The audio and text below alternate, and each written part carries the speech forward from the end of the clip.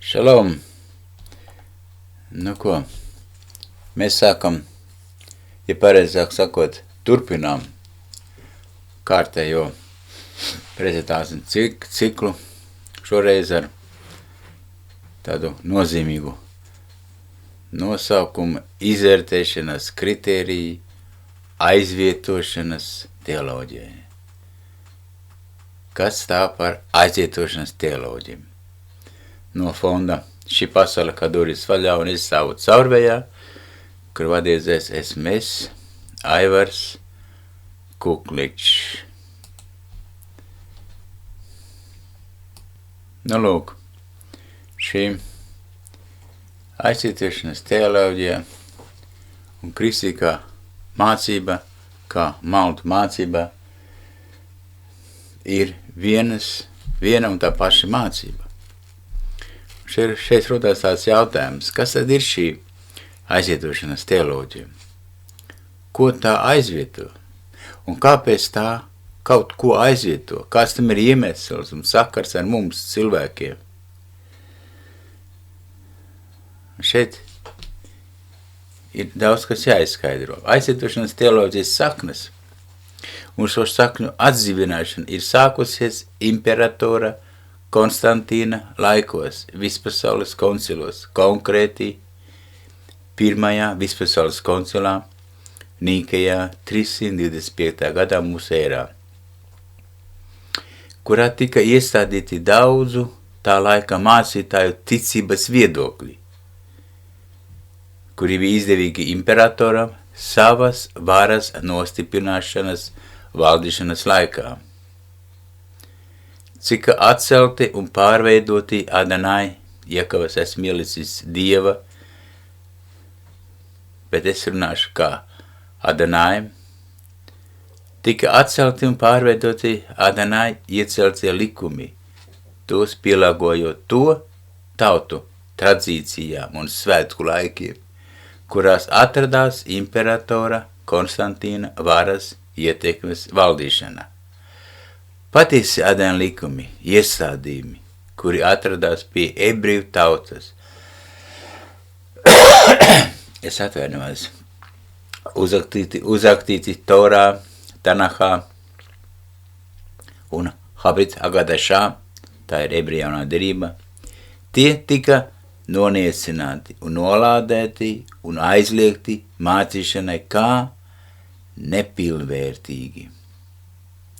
Pamats aizvietošanas teoloģijas izvietošanās tika likts Nīkejas koncilā 325. gada mūsu ērā ar imperatora Konstantīna uzrunu šajā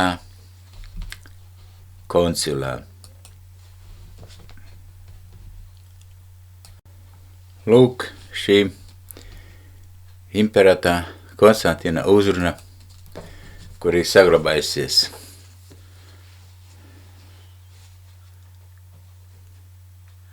Laik zināt pasaulē Romas baznīcas, pareizticīgo luteriāņu baznīcas neparādīto vai apslēto patiesību par pirmā Nīkejas koncila vadlīnijām un imperatora Konstantīna uzrunu koncilā.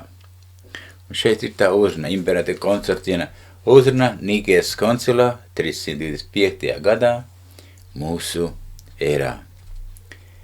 Imperators Konstantīns baznīcā. Izbaudot augstākās dievības svētības un ziedošā uzplaukumā sabiedriskās lietas, es uzskatu par savu pienākumu pielikt savu spēkus pie tā, lai laimīgais daudzums katoliskās Iekavas vispasaules baznīcas saglabātu vienotu ticību, apvienoties nelokuļotā un patiesā mīlestībā un harmoniski savienotos savā uzticībā visaugstākajam Dievam. Bet visu to var sasniegt stingrībā un pārlietībā ne savādāk kā pārbaudes ceļā ar to pašu mērķi, kas skar mūsu svētīto reliģiju, visiem bīskapiem, jeb sliktākā gadījumā daļai no tiem, kuri sanākusi kopā. Un tā, sasautot lielāku vairumu no viņiem un piedaloties pašam, es biju viens no jums un nevaru noliegt, ka ļoti priecājos par iespēju būt jūsu līdzkalpotājs. Viss tika pārbaudīts, līdz kamēr gaismā nenāca vienprātīga doma, Dievam vēlava, kurš redz visu, lai nepaliktu neredzami nekādi iemesli dažādiem uzskatiem un strīdiem attiecībā uz ticību. Kad pacēlās jautājums par Lieldienas svēto dienu, ar vispārējo piekrišanu mērķtiecīgi tika atzīts, ka šie svēki tiek atzīmēti visiem vienā un tajā pašā dienā visapkārt. Jebkas var būt vairāk kā piedienīgi, vairāk kā godīgi, viennozīmīgā kārtībā un pēc noteiktām tiesībām. Un patiesībā, pirmkārt, visiem izlikās ārkārtīgi nepiedienīgi tas apstākļus, kas svino šīs svētīgās svinības, mums ir jāpieturas pie jūdu ierazām, kuri ir abrēcināti ar nelabo un nosmerējot savas rokas ar smago noziegumu, ir pelnīti un pelnīti ir apstumtušoti savos prātos. Tālūk, Konstantīns, imperators Konstantīns sāk savu runu šajā Nīkijas koncilā. Un tālūk. Tāpēc ir nepieciešami atklāties no šīs tautas pieredzes, iemūzināt uz visiem pasaules gadsimtiem šīs parastās svinēšanu likumīgā kārtībā, kuru mēs glabājam no Dieva dusmības dienai līdz šai dienai. Un lai mums nebūtu nekas kopīgs ar naidīgajiem jūdu salašnām, mēs esam pieņēmusi citu veidu no mūsu glābēja. Priekš mūsu svētās reliģijas atvērts vairāk likumīgs apliecinošāks ceļš. Sekojot šim ceļam vienbalsīgā vienprātībā, mēģināsim izvairīties, mani augsti cienījami brāļi, no šīs pārāk nospiedošās sadarbības. Nu tā, augstākā mērā būtu netaisnīgi, lai viņi pastāvīgi paaugstinoties, iedomājoties, ka bez viņu piedalīšanās mēs neesam spējīgi mums noliktā kārtībā izpildīt šo paražu. Un ko var domāt tie, kuri pēc traģiskās kunga nāves tikusi pievilti un nospiesti savos spriedumos, neatpazīstiem instiktiem vadīts visur, kur vien viņus vadīja viņu iedzimtais prāts. Iedzimtais neprāts, es atvainojos. Viņu iedzimtais neprāts. No tā un līdzīgās situācijās viņi neapjauš patiesību, atrodotos vislielākā maldīgumā, tai vietā, lai savlaicīgi izlabotu savu izskaistinātību, viņi atzīmē Lieldienas divreiz vienā un tajā pašā gadā. Kāpēc mums būtu jāseko viņu pēdās, kas ir nelikumīgs un pareizs un nepareizs ceļš? Jā, kāpēc mums būs jāseko viņu pēdās, kas ir nelikumīgs un nepareizs ceļš? Es atvainojos, tieši tās uzrakstīs likumīgs un pareizs. Nebūs pareizi. Pareizais teksts ir, kāpēc mums būs jāseko viņu pēdās, kas ir nelikumīgs un nepareizs ceļš. Tieši tā arī, un tas ir Konstantīna viedoklis, Konstantīna demagoģiskais viedoklis. Nu, sens, īpnētas Konstantīns turpina. Bet ja mans sacītais liekas nepietiekošs, tad lieku priekšā jūsu smalkai ievērībai, lūdzot un būt neatlaidīgiem, nekādā gadījumā neatļaut, lai jūsu tīrās smadzenes abrēcinātos papildus mācībā ar šī nelietīgā izdzimtena ieražām. Un starp citu jāņem vērā, ka katra iejaušanās šīs lietas svarīgumā un pie tik nopietna reliģisko iestādījumu būtu augstākā mērā saprotama par noziedzīgu sadarbību, par noziedzīgu darbību, es atvainojos. It kā kungs novēlēja un nolika mums vienu svētku dienu atbrīvošanas atcerēji, un tieši viņu svētās dienas atcerēja, un viņam patikās, lai viņa baznīca būtu vienota, kuras dalībnieki, lai gan izskaidrīti pa dažādām vietām, visi barotos no vienīgā gara, kas ir Dieva griba. Lai nepaliek apslēpta pilnveidošanās jūsu svētumā, un lai cik daudz slimīgi un nepiedienīgi būtu tas, ka vieni, kuri pārcietuši jaunās kārtības smagumu, bet citi ir aplikuši sevi ar līgsmošanās vienā un tajā pašā dienā, bet pēc lieldienām viņi ir sevi apveltījuši ar līgsmošanu, turpēc citi šajā pašā laikā sevi ir nolēmusi veltīt gavēņiem. Un tāpēc man liekas, ka katram vajag saprast, ka dievilības gribas izpildīšanās izriet no tā, lai ar šādu attieksmi pilnveidotu jauno mācību un sekotu jaunai kārtībai.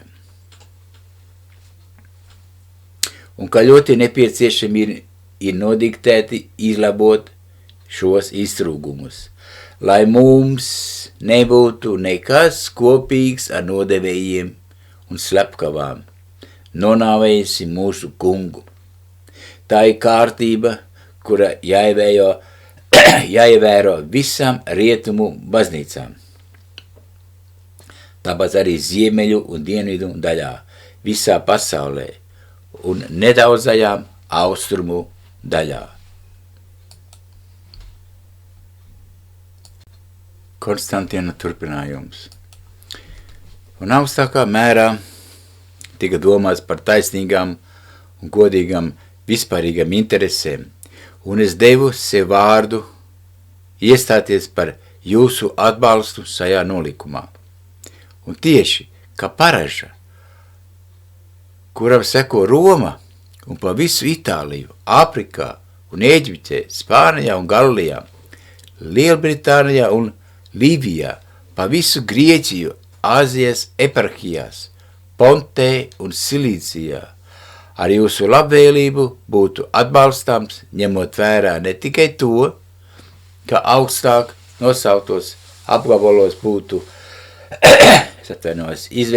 izvietots liels daudzums baznīcu, bet arī tas, ka augstākā mērā patiesi un reliģiski visiem būtu jāieklausās tas, ko dod saprāta balss, un nebiedrosies ar ticību pazaudējušiem jūdiem.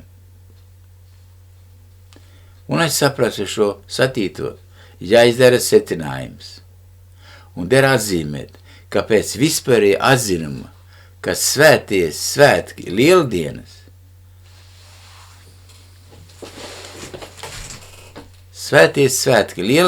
jāatzīmē vienā un tajā pašā dienā, jo neliederīgi būtu tik svētā iestādījumā pielaist kaut kādas citas iedzimcības, tāpēc labāk ir sekot tam lēmumam, kurā izdevās nepieņemt dalību grēkā un nepiekrist citu maldīgumam. Es atvainojos.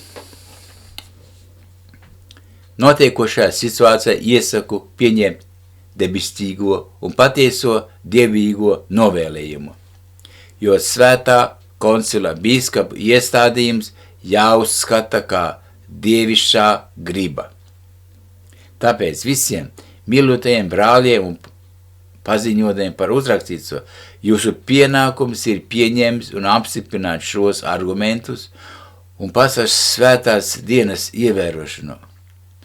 Jo, kad es atradīšos pie jūsu dārgās klātbūtnes, kas man ir tik patīkama, man tiktu dota iespēja vienā un tajā pašā dienā kopā ar jums svinēt šos svētos svētkus un visādi par to priecāties. Redzot, ka vēlna viltība ir pārkāpta ar dievišķīgu spēku un manu līdzdalību,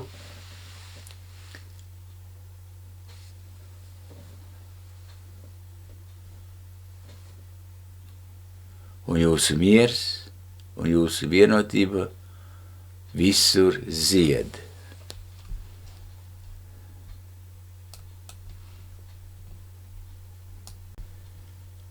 Šajā vēstulē Konstantīns oficiāli apstiprina antijūdāisku platformu priekš baznīcu doktrīnām un praksi un paziņo neiecietību pret jūdiem un atvesināšanos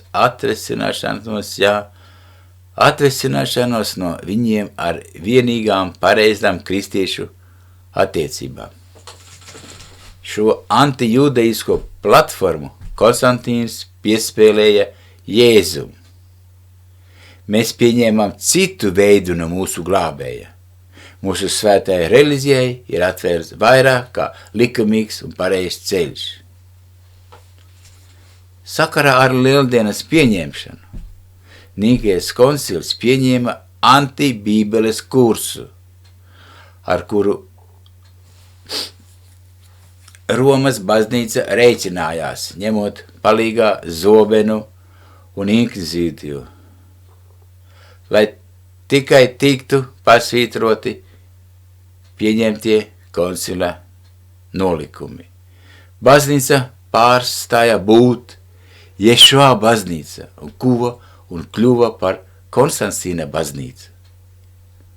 Viņa mais nebija Mašaha līgava, viņa kļuva par Cēzara līgavu. Es izlasīšu vienmērēju šo tekstu sakopojumu. Baznīca pārstāja būt Ješua baznīca un kļuva par Konstantīna baznīcu. Viņa vairs nebija Mašaha līgava. Viņa kļuva par Cēzara līgavu. Un zīmīgi ir tas apstākļus, ka šīs izmaiņas skara tāda skaidra,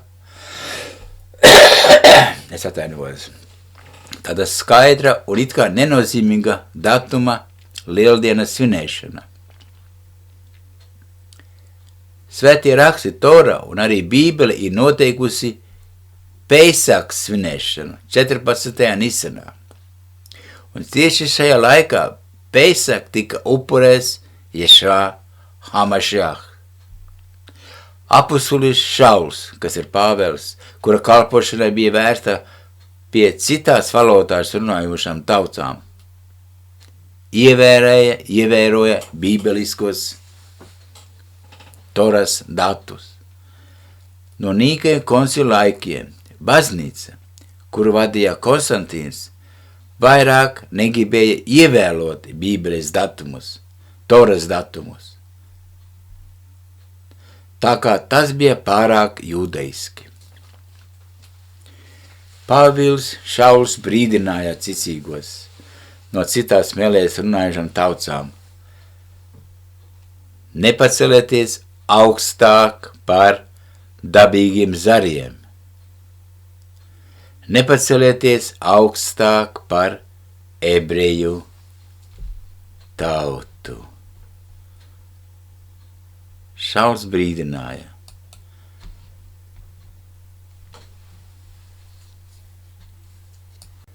Nu, lūk, un šeit ir tie 3 galvenie aizietošanas teoloģijas nolikumi no pirmā Visavienības koncilā Nīkejā. Šeit iet runa par šo koncilu 305. mūsu ērā. Un pirmais punkts ir 3. Augstprātīga attiecībā pret jūdiem. Adonāja Dieva plāna Izrēlam ignorēšana, un pasaules pārveidošana. Vadītāji, kuri uzkundzējās, bet nekalpoja. ir ļoti svētīgi atcerēties visiem, ka pēc Adanaja prāta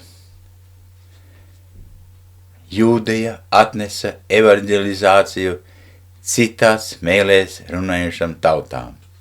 Kas tās ir par citām mēlēm runājušām tautām? Es esmu izlūkojis vārdu pagānu un lietoju šo termiņu citās mēlēs runājušām tautām.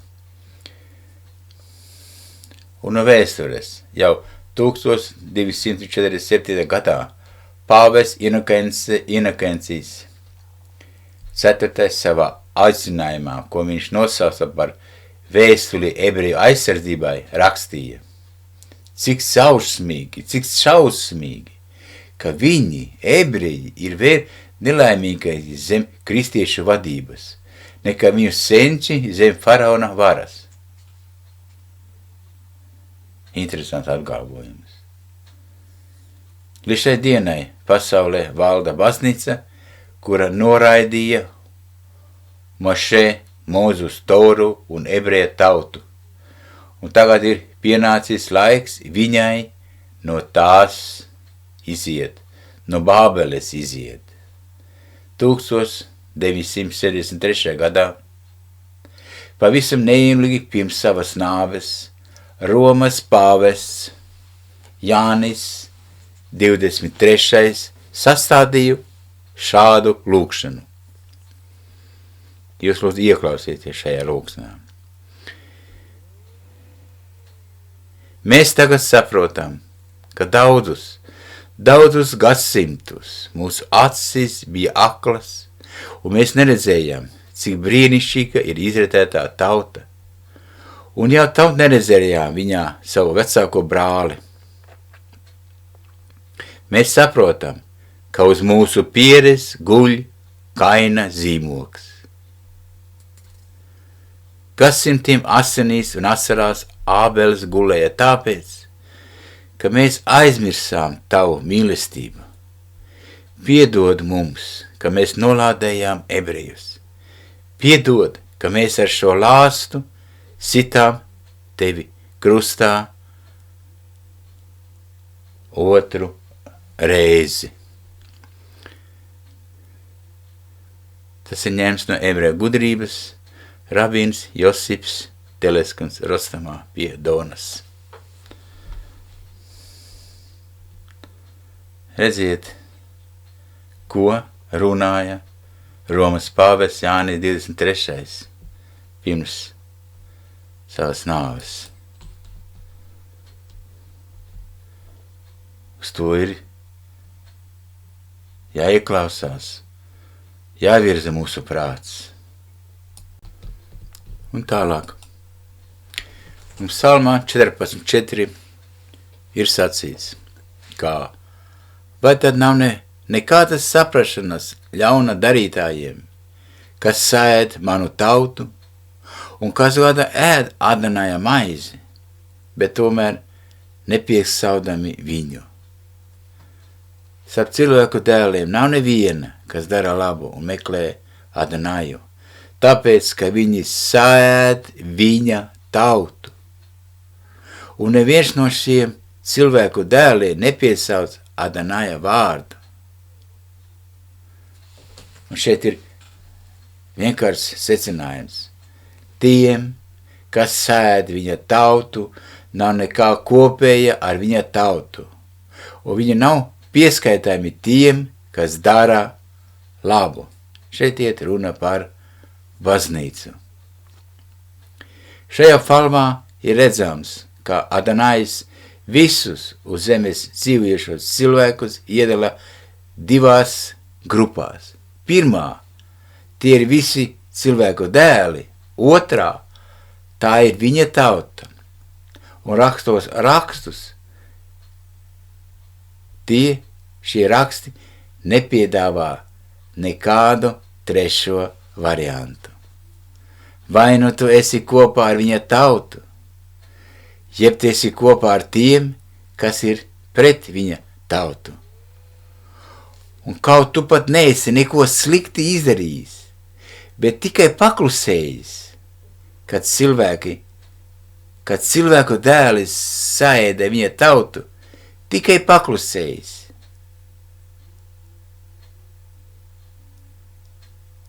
Tālāk seko zāvs punktus.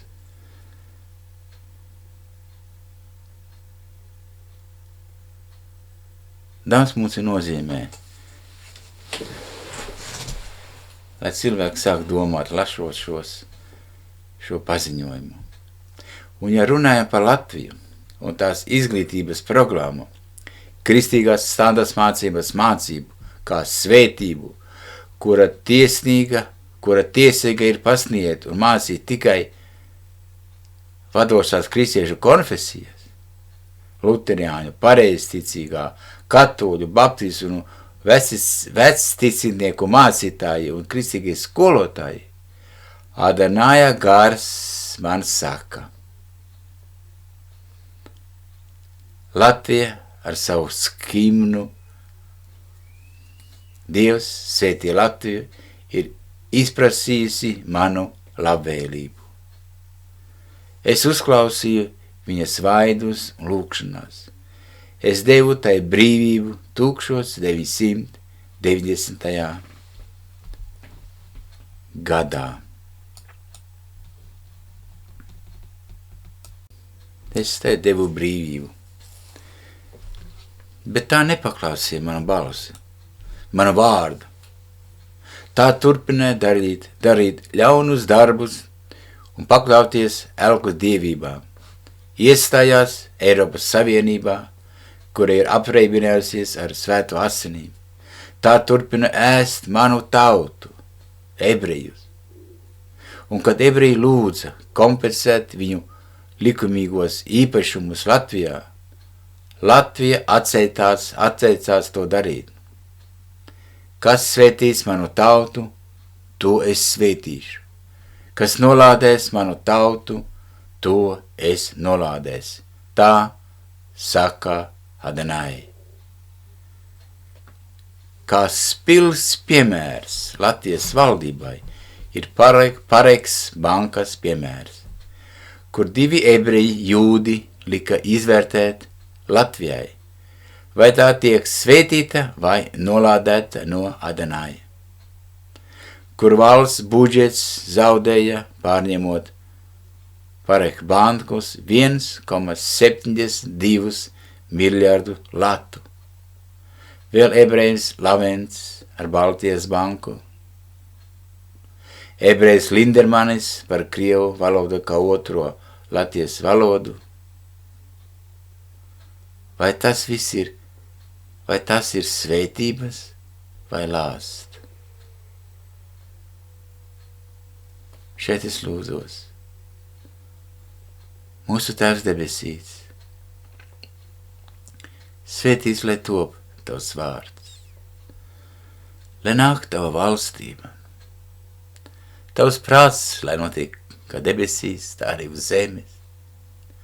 Mūsu cienišo maizi dodi mums šodien, un piedodi mums mūsu grēkus, kā arī mēs piedodam saviem parādniekiem, un neived mūs grūtos pārbaudījumos, bet atvestī mūs no ļauna, jo tev pieder valstība, spēks un gods, mūžīgi, mūžos.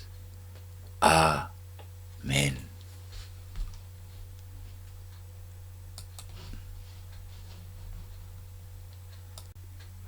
Un šeit es gribu turpināt par kristīgo mācību kā maldu mācību.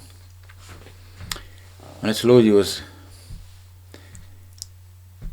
ļoti uzmanīgi sekojiet tam, kas šeit ir rakstīts, un tam, ko es sacīšu. Jo viens no aizvietošanas teoloģijas pamatakmeņiem ir grieķu evaņģēlija pasniegšana jūdu evaņģēlija vietā, kura atrodas arī lieldienas, vasaras svētki, būdiņu un lieviņu svētki, un Jēzus Kristus kā Mesija, kā Adonai, Dieva dēls. norādot, ka Jēzus Kristus ir sākums un gals, alfa un omega. Tādēļ viņi turpina mācīt, ka glābšana nāk no Grieķija. To arī pierāda šī brošūriņa.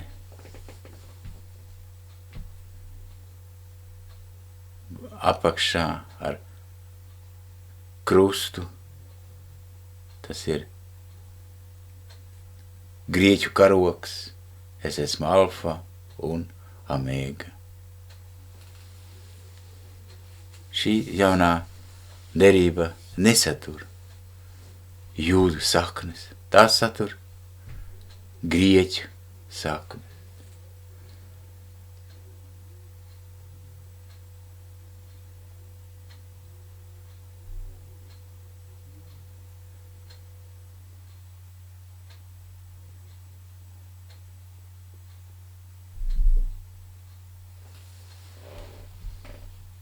Un tas ir drausmīgi. Visus šos gadus simtiem, pat gadu tūkstošus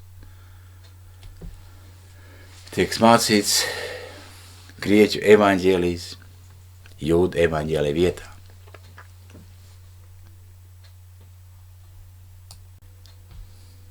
Lūk, un šeit es tādu presastā šīs jūdu saknes. Svētie raksti mums nesaka, mēs nevaram atrast, ka glābšana nāk no grieķiem. Es atvainojos, lūdzu. Tie apgalvo tieši pretējo, ka glābšana nāk no jūdiem. Tas ir uzrakstīts Johanana evaņģēlijā 4. nodaļā 22. pantā. Un vēl ir uzrakstīts, kad 10 vīri pieķēsies pie jūdu nama sliekšņa. Ivritas teksts būs mazliet savādāk. 10 vīri pieķēsies pie jūdu cicita. Cicits tas ir talits, tās bārksis, ja? Cicits. Tas ir uzrakstīts Sakarijas 8.23. Un trešais apgalvojums, ka visas tiesas, likumi ir doti tikai Izrēlam. Tas arī uzrakstīts svētos rakstos 147. salmā no 19. līdz 20. pāns. Un redziet, ko saka Ješua Hamašāks. Viņš saka, es esmu pirmais un pēdējais, Alef un Tau. Nevis alfa un omega, bet Alef un Tau. Redziet, domājiet, mīļie kristieši, domājiet, ik viens. Jo tagad ir pēdējais laiks, šis pēdējais lietus, kā viņš ir sasniedzis mani, tā viņš var sasniegt arī jūs. Domājiet, pievērsieties pareizam evaņģēlijam. Es jūs lūdzu, glābiet savas dzīvības, savu ticību, savu ģimeni glābiet. Jo no jūsu ticības ir atkarīga svētība visai jūsu ģimeni. Es to runāju uz vīriem.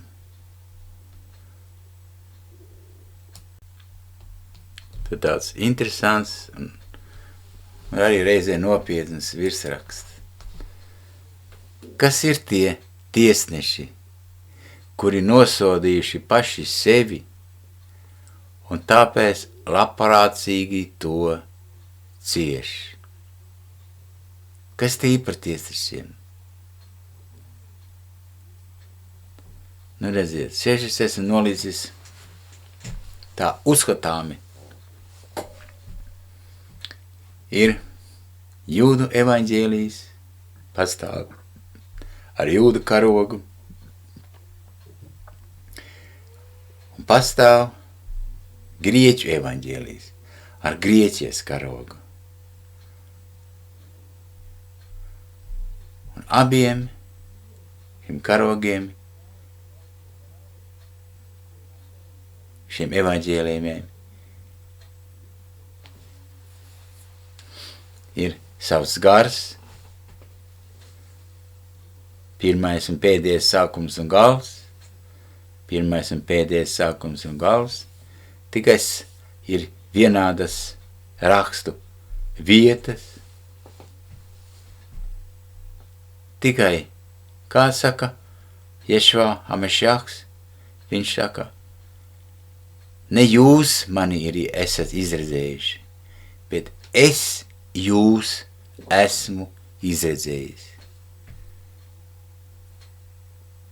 Tātad, ko no šādai viņa sacītā var secināt? Kad viņš izredz, kam pasniegt šo patiesību, kam atklāt šīs jūdu saknes, tas viss ir viņam ierakstīts jau no pasaules dimšanas. Es esmu Alef un Tau. Sākums un gals. Nu redziet, šeit ir lūkšana. Es lūdzu par jums visiem, kas skatās šo prezentāciju. Mīļais Adonai, lūdzu, atklājies ar savu patiesību par šo aizsietošanas teoloģiju, kā maldu mācībā, jā, kristīgajā mācībā. Atklājies, mīļais Tēvs, Arheim Adonai, apžēlojies, Adonai.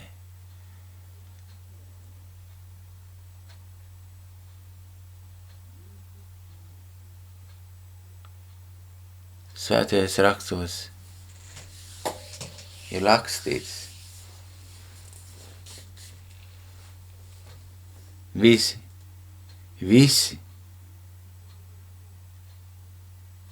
kas ēd cūkas gaļu, ies bojā.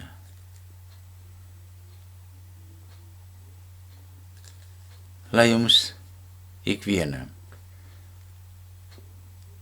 pārskatot, atkārtoti, skatoties šo prezentāciju, ienāk apskaidrība, patiesīgums. Un jūs saprastu, kas ir pareizs, kas ir puspatiesība, kas ir 1/3 no patiesības. Jo kā jūs rakstījāt, lasījāt, es atvainojos, kā jūs lasījāt un dzirdējāt, kad 147. psalms saka, visas tiesas un visi likumi ir doti tikai un vienīgi Izrēlā. Ja mēs gribam saņemt šo jūdu evaņģēliju, kristiešu evaņģēlijas vietā, grieķu evaņģēlijas vietā, mums ir jāmeklē viņš. Jāpieliec ļoti, ļoti lielas pūles, jālūdzās, jāprasa, pat brīžiem jāpieprasa Tēvam, mūsu radītājam, kāpēc viņš jūs nedzird, jāpieprasa. Ar asalām un lūkšanām tas viss ir panākams.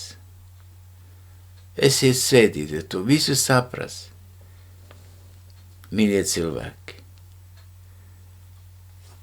Esiet svētīti, lai Adonais jūs vada, un lai viņa vaigs, kas ir Ješua, pieskarās, apspīd jūs ar viņa vaigu un atklāja rakstus, jo visam pamatā ir šī raksta nežināšana. Un, lai iepazīstu rakstus, ir jāmācās Torā, jāmeklē Torā glābējs. Viņš tur ir Ješua, tur ir Hamašjaks, bet tur nav Jēzus Kristus, tur nav Mesija. Es vēlreiz jums saku, esiet svētīti.